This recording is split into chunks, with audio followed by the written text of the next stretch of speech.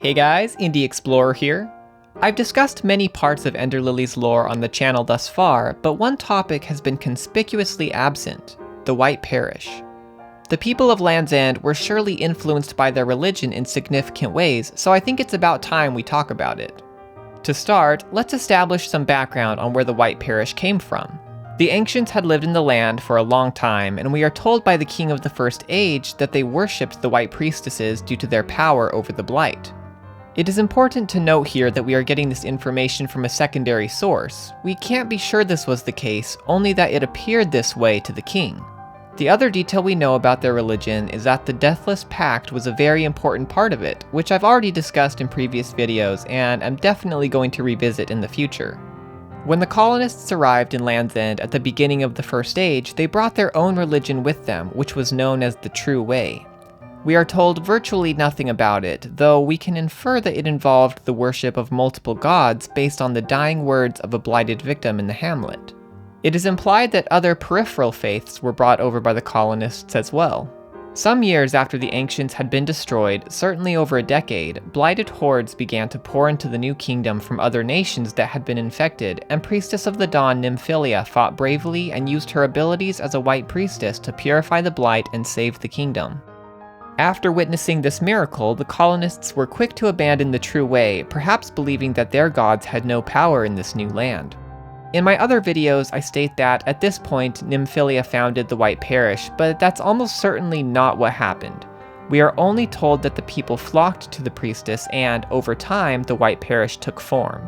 It sounds like the people of Land's End were the ones who wanted to establish a parish, with Nymphilia being pressured into becoming its figurehead.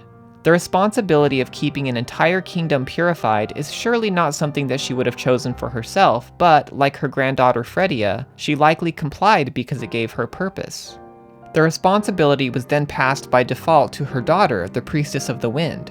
And, thanks to some cut content discovered in the game recently, we finally know her name: Elise. I seriously cannot express how satisfying it was to finally put her name into the line of priestesses, and going forward I'll be using this name as canon. Ironically, the new religion of the White Parish that the colonists set up borrowed heavily from the ancients' tradition, with the priestess functioning as the focal point of their faith. Sociologically speaking, this makes a lot of sense. The blight was a constant threat in the land, so the white priestess represented safety that no other convictions could match. The doctrine of the White Parish appears to be quite simple. According to the Parish Way 3, the believers worship no god and live their lives so as not to fall prey to the blight. Note that it says nothing about worshiping the white priestesses. It appears this was not officially part of their doctrine, but as time passed, more and more people began adopting this practice. The Deathless Pact symbol had become the symbol of their faith and functioned as the equivalent to the cross in Christianity, which is a fitting comparison since, like Christ, the innocent priestesses took upon themselves the sins and pains of others in order to bring them salvation. It is little wonder that before long the people would begin to worship these individuals themselves, and the White Priestess statue relic is a clear example of this shift taking place. Going back to the doctrine, if followers of the White Parish didn't technically worship gods or priestesses, what did they believe, and what did their worship look like? The answer to this is twofold and can be found in the Parish Way 3. They lived their lives so as not to fall prey to the blight, and they spent their days praying for tranquility over those who had been purified. Let's start with that first point. The people naturally associated the blight with sin, and honestly they weren't far off. I established in my video The Missing Link that the blight was corrupted by hate or wrath, so to a degree it really is composed of sin. However, I think their association was more surface level. The blight causes suffering, and to those in antiquity, suffering was caused by sin. Fredia seems to have believed this as well, since she tells Lily at the fount that she carried the sins of those who came before. We see more evidence of this belief in the way the blight is named. Across the land, Lily finds two types of blight, furious and stagnant.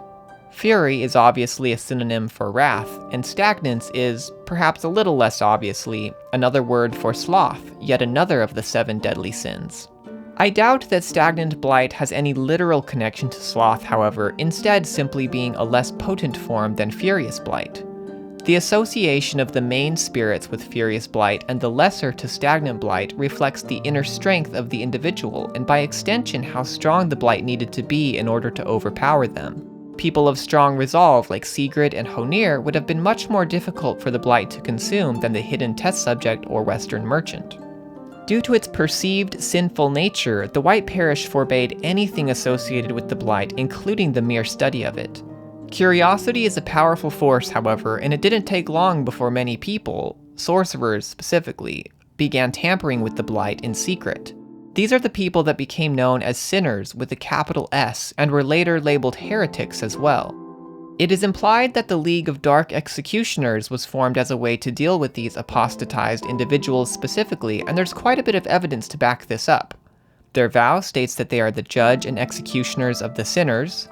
The owners of the forbidden text scrap and one of the Aegis Curio tablets are found in less than ideal circumstances. And we learn the executioner's gloves are tinged with magic. Why would they need magic to carry out executions except to deal with individuals who were tainted by the immortal corruption of the blight? This system may seem quite harsh, but it's important to remember that, to the people, such action was not about containing the spread of a terrible infection, it was about containing the spread of sin, which was of paramount importance. This idea could also provide a possible explanation as to why the colonists did not just defeat the native ancients, but attempted complete genocide of their race. After witnessing the blighted warriors, they may have seen the ancients as being fully corrupted and felt it was their duty to purge all sin from the land. Moving on from that morbid subject though, let's talk about prayer. Our only indication of the religious activities carried out by followers of the White Parish is that they prayed for tranquility over those who had been purified. These prayers seem to be part of an elaborate, established system, as evidenced by Silva's rosary, and the fact that the cathedral is so large and has a traditional chapel with pews shows that the people met to participate in these prayer ceremonies in large numbers. And now for the big question. If they didn't pray to a god, and didn't pray to the White Priestess, then who were they praying to? I think they prayed to their ancestors, their progenitors, those who had already passed into the eternal realm beyond. Fredia remarks that the purified were watching over them, and she promises to be with Lily even after passing on. It is reasonable to think that they entreated their ancestors to accept with open arms those who had joined or would soon join with them, especially those who had been afflicted by the blight. Further evidence of the people's familial priorities can be seen in the description for the broken music box relic, as well as the fact that the King of Land's End was very concerned about his own bloodline. Now, if family ties really were the focus of the White Parish's teachings, then it recontextualizes the sins of the king. His vain desire for immortality was bad not only because it was selfish, but because it led him to discard his own son in the process of attaining it. Honestly though, the king didn't seem to care much for the White Parish or heed its guidance, since he was willing to support Phaeton's mage brigade once he learned that their study of the blight could potentially lead to the immortality he desired. By condoning their research, he was doing more than risking the spread of a dangerous infection. He was dismissing the moral values of his own culture. In fact, the entire story of the Mage Brigade, the clone's creation, and the church's involvement is painted in a new light when viewed through the religious lens of the White Parish's teachings. As conditions worsened, the people strayed further and further from their faith as they dabbled in the heresy of the Blight, which led to much confusion. Just think about Silva. She is repulsed by the verboten experiments and even goes so far as to call the young, innocent priestess girls abominations. Why? Because, based on what she had grown up being taught, they had literally been created from sin itself, grown from the very vines of transgression. Speaking of Silva, let's discuss the guardians of the White Parish. This is a slightly confusing topic because there are two distinct meanings of the word in-game. The first usage of guardian refers to the guardian who serves as the White Priestess's bodyguard, in this case Silva, who was selected as the prime candidate among 9 others vying for the position. The second usage of guardian refers to the guardians of the parish, or in other words, the clergy. They were the ones who ran the day-to-day affairs of the church, and it would appear that the 9 other candidates for prime guardian were filled into these positions based on the fact that Sigrid lived in and had some level of jurisdiction over the cathedral. She is still a guardian, just not the guardian like her sister. While the worship services and administrative headquarters of the White Parish were located at the Western Cathedral, much of its work took place in the catacombs to the east. They had a large underground cathedral there that served as the base of operations for maintaining the crypts as well as overseeing the Guardian training grounds. The stagecoach that Lily finds and utilizes in the game to travel across the kingdom was, in all likelihood, used to ferry Guardians between these two cathedrals. While most study of the ancients was banned, it would seem an exception was made for the Chief Guardian, who studied their language via ancient texts. This is why Phaedon sent to Groa asking for assistance in translating the Aegis Curio tablets. It was unfortunately too late for her to help as the rain began to fall, but in the end Phaedon got something even better. One of the ancients themselves who could perfectly translate the spell, leading to the land being purified once and for all and freeing all those held in the death grip of the Blight. After performing this final selfless purification, Lily leaves Land's End presumably for good, and with the departure of its last White Priestess, the age of the White Parish finally came to a close.